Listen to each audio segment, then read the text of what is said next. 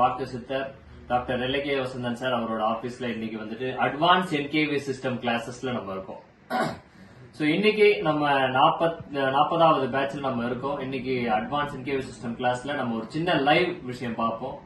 உலகியல் ஜோதிடம் ரிலேட்டடாகவும் ஜோதிடம் சார்ந்த விஷயத்தையும் மையப்படுத்தி தான் இந்த லைவ் எல்லாம் நம்ம எடுத்துட்டு இருக்கோம்.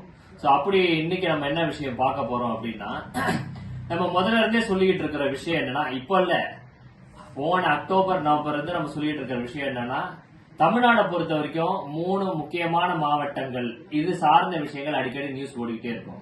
ஒன்னு மதுரை, சென்னை, கோயம்புத்தூர் இது சார்ந்த விஷயங்கள் அதிகமா அந்த நியூஸ்ல வந்துகிட்டே இருக்கும். அதாவது ஒண்ணு கிடையாது, சனி பார்க்கக்கூடிய இடங்கள் அது சார்ந்த விஷயங்கள்ல பிளஸ் ஆர் மைனஸ் சம்பந்தப்பட்ட விஷயங்கள். பிளஸ்னா மாற்றங்கள், புது விதமான மாற்றங்கள், அது வந்து பிளஸ். சார் கொஞ்சம் மியூட் போட்டுங்க சார் எல்லாரும். சோ அப்படி ஒரு இன்சிடென்ட் தான் நம்ம இப்ப பார்க்க போறோம். இப்ப உங்க எல்லாருக்கும் தெரியும், கோச்சாரத்துல வந்துட்டு குருவும் சனியும் வந்துட்டு சம்பந்தப்படுறாங்க.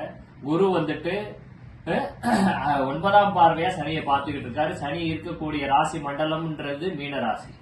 அப்போ மீன ராசி மண்டலம் வந்துட்டு எதை குறிக்கும் அப்படின்னு பாத்தீங்கன்னா, சாரோட உலகியல் ஜோதிட அடிப்படையில மீனராசி மண்டலம்ன்றது மதுரையை குறிக்கும்.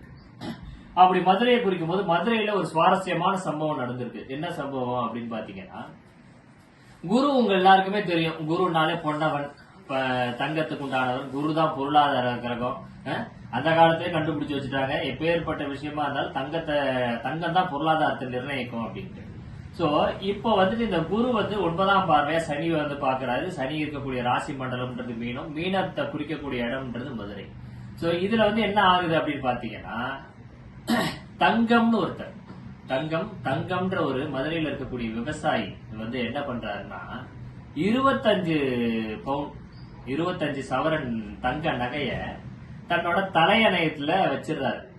ஒரு சேஃப்டியா இருக்கணும் என்ன பர்பஸ்ல வச்சாரோ, தலையணையத்துல தலகாணியில வந்துட்டு இந்த தங்கத்தை வச்சிடுறாரு. அப்புறம் ஏதோ ஒரு நாள் அப்போ வந்துட்டு வீடை கிளீன் பண்ணும் பொழுது குப்பையோட குப்பையா சேர்த்து இந்த 25 பவுன் நகையும் தொலைச்சிடுறாரு.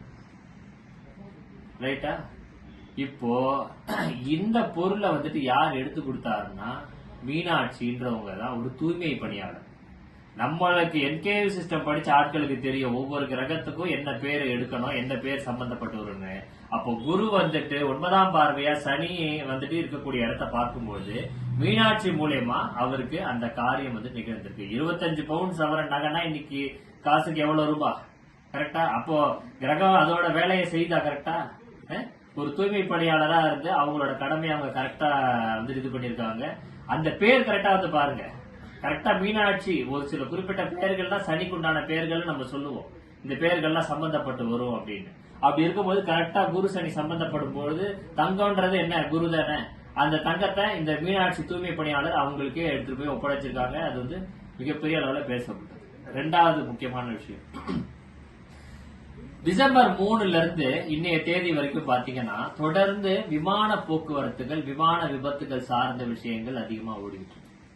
சரியா? விமான போக்குவரத்து நான் ஆல்ரெடி சொல்லியிருந்தேன், புதன்னா வந்துட்டு வெறும் இது மட்டும் கிடையாது, உங்களுக்கு எல்லா கம்யூனிகேஷனுக்கும் புதன் ரொம்ப முக்கியம். இந்த புதனை சனி பார்வை செய்யும் பொழுது டிராவல் கம்யூனிகேஷனா இருந்தாலும் அதுல வந்துட்டு சில இடர்பாடுகள் ஏற்படுறதுக்கோ இல்ல மாற்றங்கள் ஏற்படுறதுக்கோ வாய்ப்புகள் உண்டு.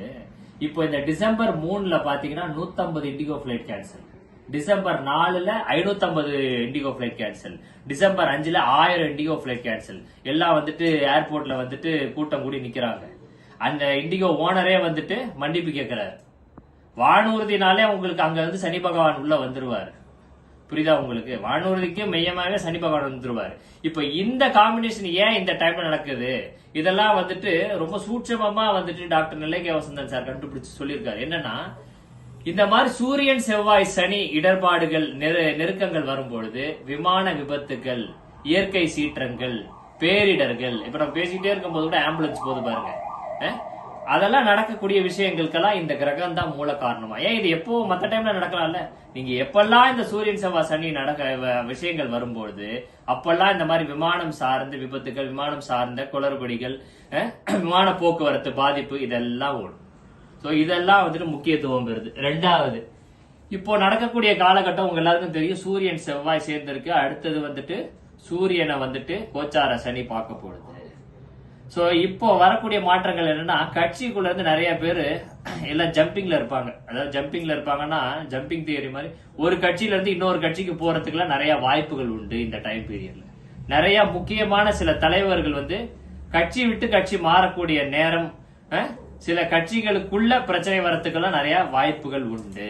பெரும்பாலான முக்கியமான சில தலைவர்கள் கட்சி விட்டு கட்சி மாறுறதுக்கு வாய்ப்புகள் உண்டு அப்படின்னு சொல்லப்படுது. அதே மாதிரி இன்னொரு விஷயம் பாத்தீங்கன்னா, இதே மாதிரி வந்துட்டு இந்த குரு சனி சம்பந்தப்படும் பொழுது எப்பயுமே ஒரு கிரக காம்பினேஷனுக்கு 2 விதமான ஆஸ்பெக்ட் இருக்கும். ஒன்னு பாசிட்டிவ் ஆஸ்பெக்டும் இருக்கும், நெகட்டிவ் ஆஸ்பெக்டும் இருக்கும். ஒரு இடத்துல 25 சவரன் கிடைக்குது, ஒரு இடத்துல 300 சவரன் வந்துட்டு கொல்ல போகுது.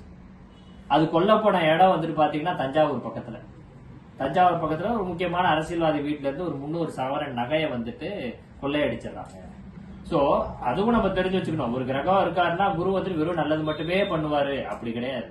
எந்த கிரகமா இருந்தாலும் சரி, எவ்வளவு பெரிய சுபமான கிரகமா இருந்தாலும் சரி, அதுக்கு கெடு பலனும் உண்டு, நல்ல பலன்களும். சரியா? நன்றி, வணக்கம்.